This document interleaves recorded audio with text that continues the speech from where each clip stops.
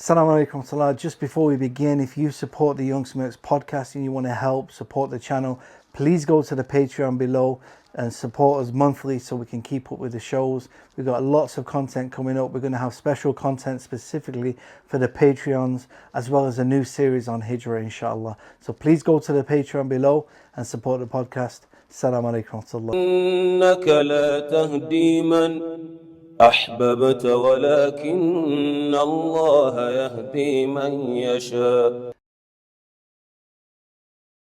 I was the one who went to Medina to study in 1962. And my father was taken as a teacher 2 years later in 1964. Okay, so you went A deputation came from Medina to find out some teachers, good scholars of Hadith. So they picked my father and the other great Muhaddis Muhammad Gundalvi from Gujranwala. And these both persons were taken as a teacher. So I was the first one to go to Al-Madina in 1962 from Karachi. We are supposed to be given an air tickets for a flight to Jeddah, but the ambassador, the Saudi ambassador, he saw that a ship which was bringing the pilgrims from Jeddah in those days, it was about to go back empty to take more pilgrims in the second round, in the third round. So the ship was ready to sail for Jeddah. So he took the tickets for all that batch of first Pakistani students, and they were 18 in number. Yeah, so we all were together in that ship, and there were no other passenger. That was one of the biggest ship of Pakistan, known as Safina Hujjaj. It can accommodate 5,000 pilgrims. But there was only 18. And there are 14 students and all the crew members, of course. So we have 7 days journey to Jeddah.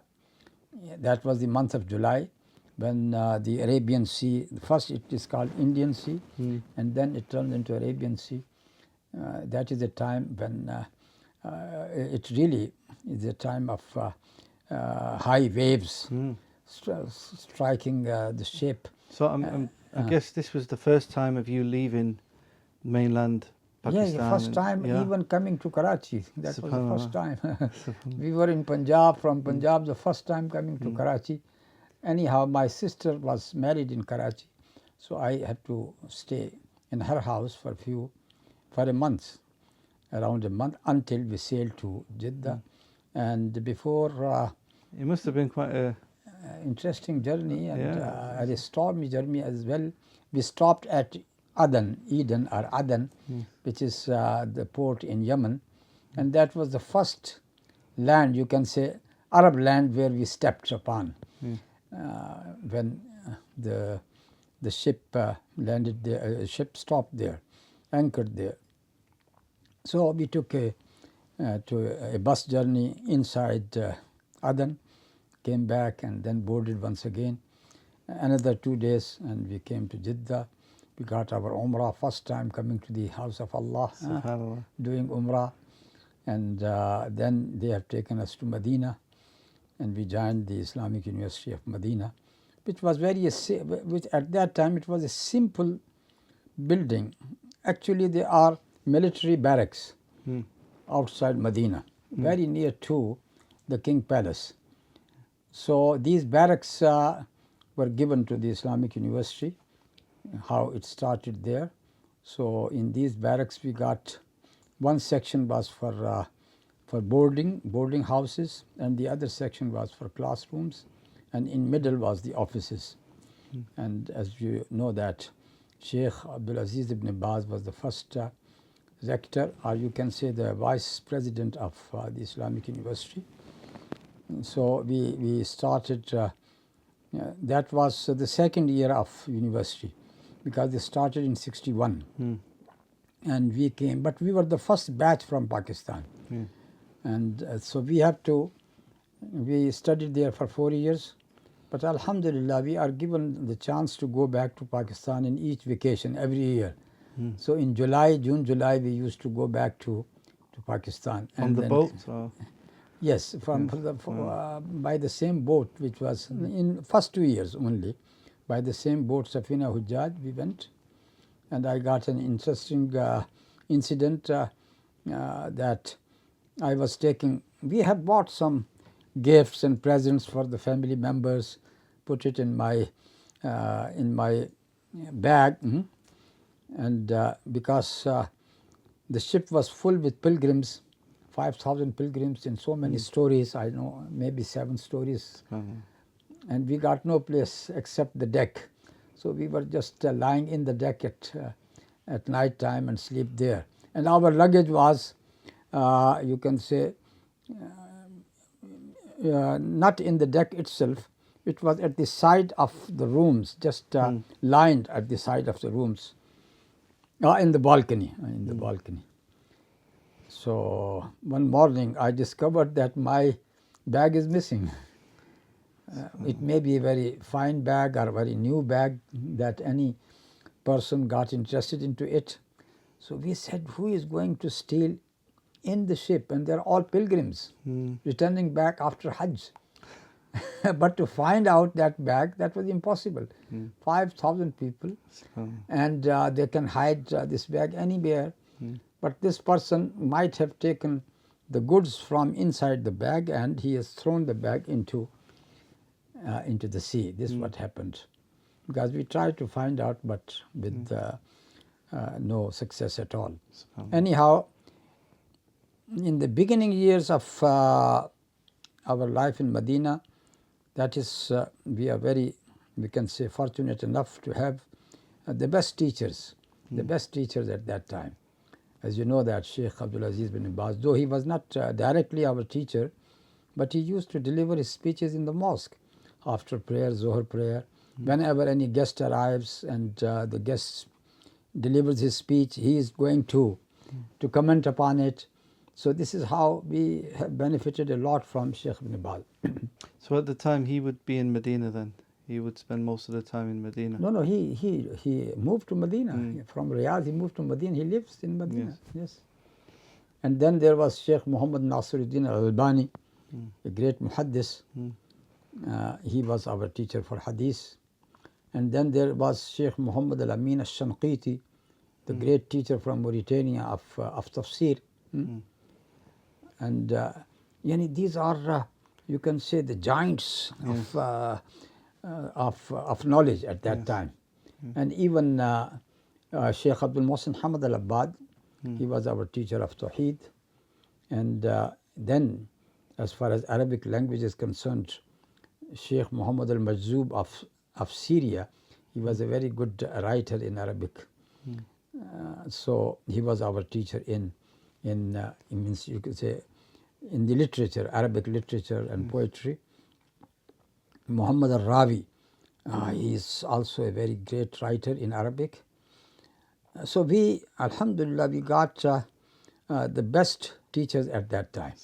Sheikh Shanqiti is such a scholarly person that I have never seen someone like him, who can speak hours and hours, giving quotations from Arabic poetry and from usul al-fiqh and ayat. Of course, the ayat of al-Quran is just at his mind. Like this, it will come out. So during Hajj time, people used to visit the university from around the globe. So once the rector of Tehran University, Tehran in Iran, he came and he attended our lesson with Sheikh Shanqiti, which was in tafsir. And once the lecture came to an end, he said to Sheikh, "Can I just speak for a few moments?" And Sheikh said, "All right, speak." So then he said in Arabic that I have seen so many scholars, but I did not see a person like your Sheikh, this Sheikh. He is just like Ibn Jarir in tafsir. He is just like Bukhari in hadith. He is just like Sibawayh in Arabic grammar, and so on and so forth. he started praising him, and then he came back to his seat. And Sheikh Shanqiti simply said, what this man was saying, what this man was saying. This was his comments.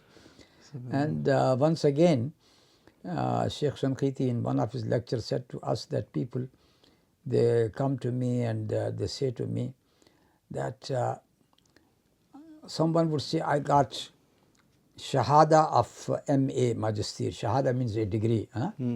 Someone would say, I got a Shahada of doctorate, Doctora. And then they ask me, what is your Shahada, ya Sheikh?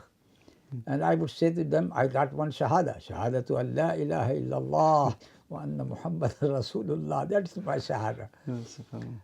So that was this Sheikh. And of course, visitors used to come a lot to the university, and this is how the university tried to arrange a lecture for them. How old was you when you left Pakistan for Saudi? 20. 20. So how was it experiencing, the Ahlul Hadith Muslims in Pakistan, and then going to Arabia and kind of experiencing what you experienced in Medina?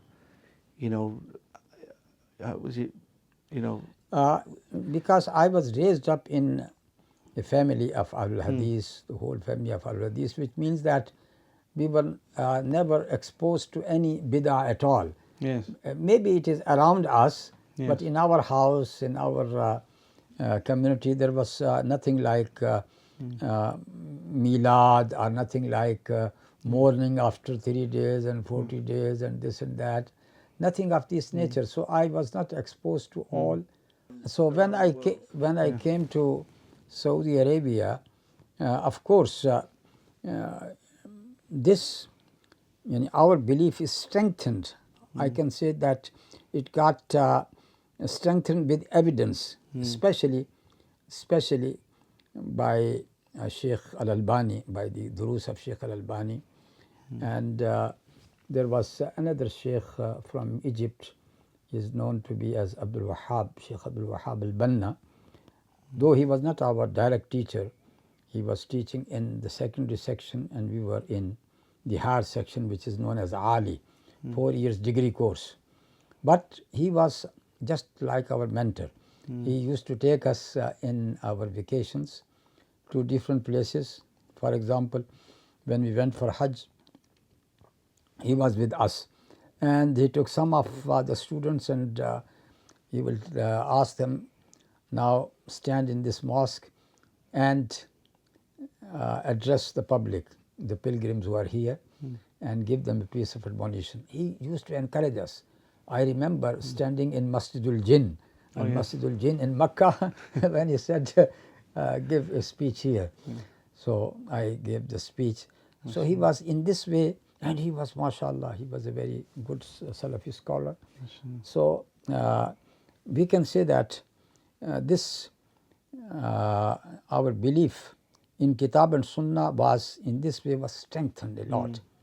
Strengthened. But in practical life, all what I have to face, that was in my next phase when I moved to Dawah to move to give Dawah in Kenya, in East Africa. Till that time, I was not exposed to any bid'ah or any confrontation with any bid'ah people at all.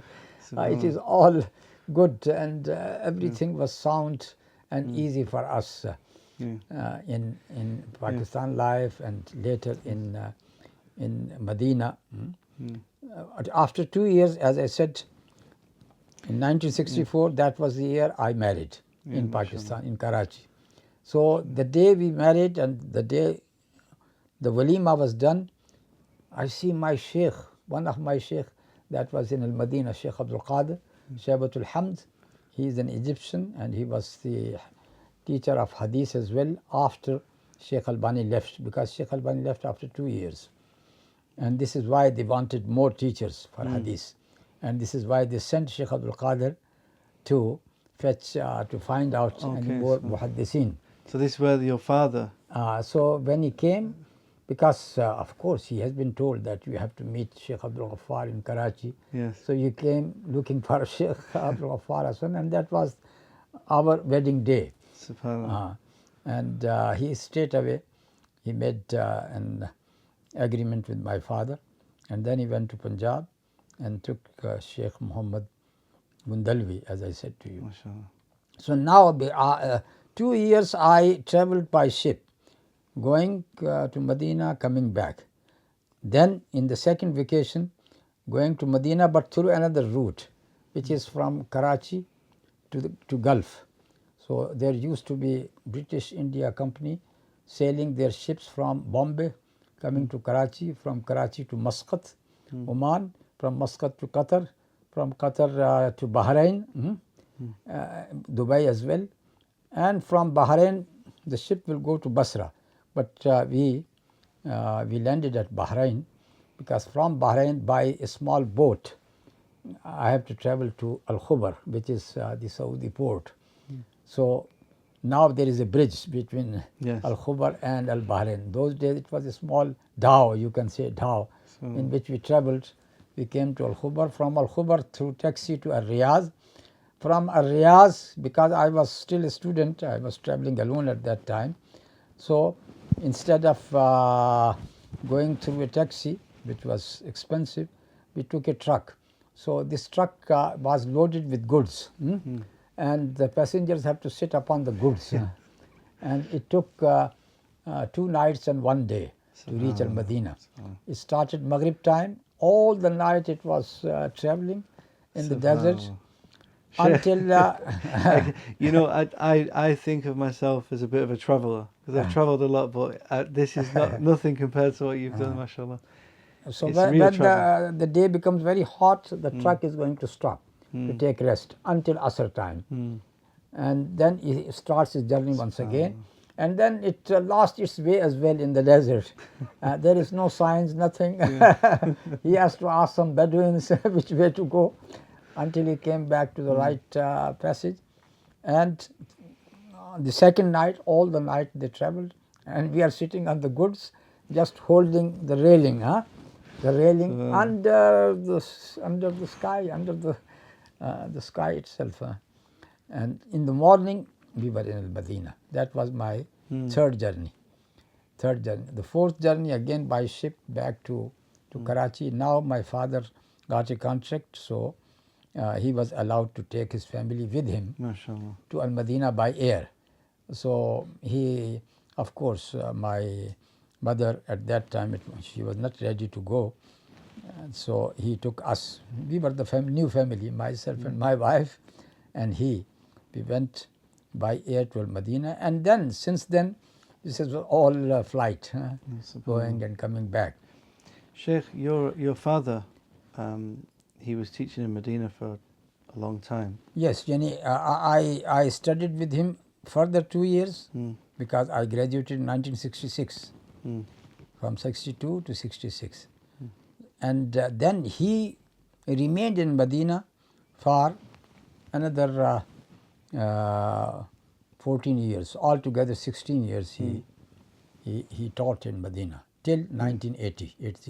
And he had quite a lot of students who became big scholars in their own right as well. Of course, because he taught in India, so there are students who studied with him in India. Then he taught in Pakistan, and after leaving Jamaat Islam in 1957, later he joined teaching job once again. So he taught in Lailpur, and then he taught in another city which was known to be Montgomery, and after Montgomery. The name is after Montgomery, but now it is known as Sahibal. So he taught there as well, and then he moved to Karachi, where the very old, very first Darul Uloom where he studied in Delhi, which is known as Rahmaniya. After the partition, that Rahmaniya came to an end, because there were no more people to run it. The family which was running it, they moved to Pakistan, Karachi.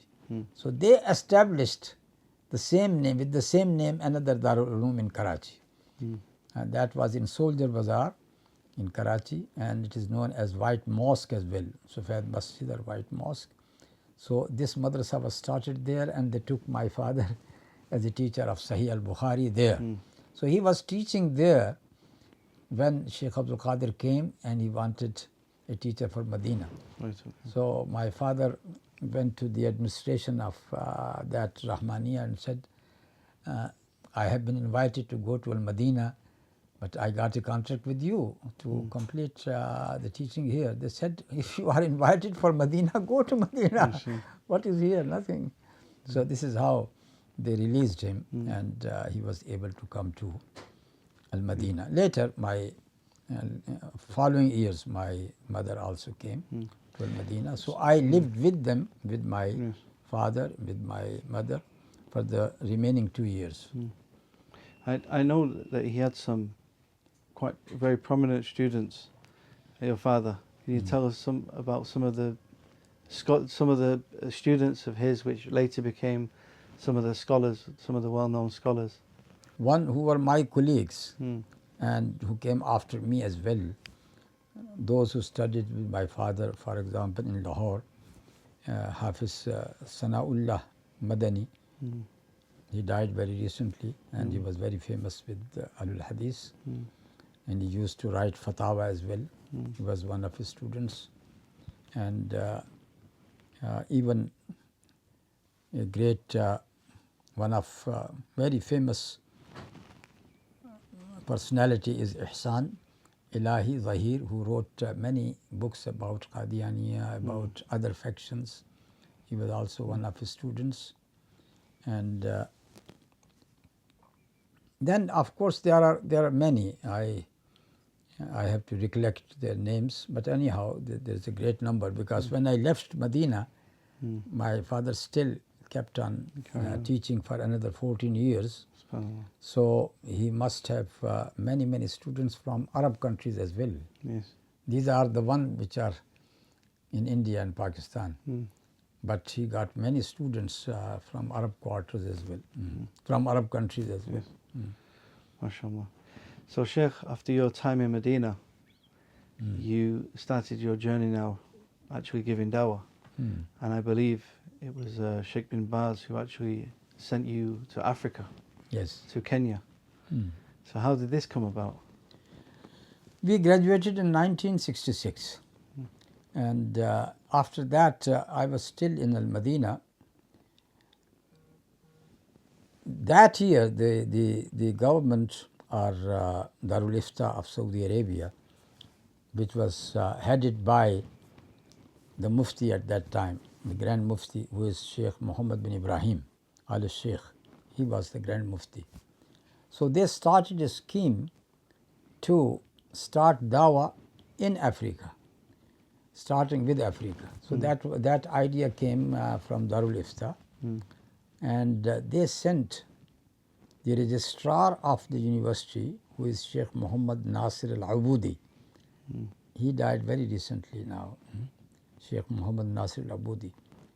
He's a great traveler. He got books about his traveling or about his travelogues, more than 100 books. So he has visited all the corners of this world, wherever the Muslims are. Anyhow, that was his first journey, I think, to Africa, to explore African continent. So he gave his report, and then he said that when you are going to start this Dawah movement, start it with Kenya, Uganda, and the third country was Rhodesia at that time, which is now Zimbabwe. Yes. So, according to this idea, they have taken just 4 persons out of the graduates of Al-Madina at that time. Myself, my colleague was Sheikh Ibrahim Khalil from the northern parts of Pakistan, a part called Baltistan. He has died as well. So myself and him, we are sent to Nairobi and he to Mombasa. And my colleague from India, Sirajur Rahman al-Nadawi, he was sent to Uganda. And another colleague from India, who is Ubaidur Rahman Mubarakpuri, he was sent to Zimbabwe, Salisbury. So this is how this Dawah started. But before going to Kenya, I visited another African country. How? There was a conference in Lagos, Nigeria, not in Lagos, in Ibadan, not the second city in Nigeria. And university was invited to send a delegation. So they have picked 3 students from among the graduates, and I was one of them, to go to Ibadan. So we went to Lagos, to Sudan first, from Sudan another plane to Lagos, from Lagos by bus to Ibadan, and we participated in that conference. And then this was my first introduction of Africa. And in my mind, Africa was a desert, because we always think that Africa is just a desert. I could not imagine that Africa is so green. Yes. So that was my exposure to Nigeria. And later, when we went to Kenya, of course, we knew that East Africa, how different it is from the desert itself. It is not a desert. It is, as they say, It's beautiful. very beautiful, very green. As you know, I was living in Uganda for a while, and you can feel the effects of the Dawah in Uganda specifically. I know this is a bit later, but Idi Amin, he sent many students to Saudi Arabia, and they have many students of knowledge in Uganda as well. Yes, that is true. So anyhow, we went to Kenya, myself and Sheikh Ibrahim Khalil, my colleague, and we were received by someone who was appointed by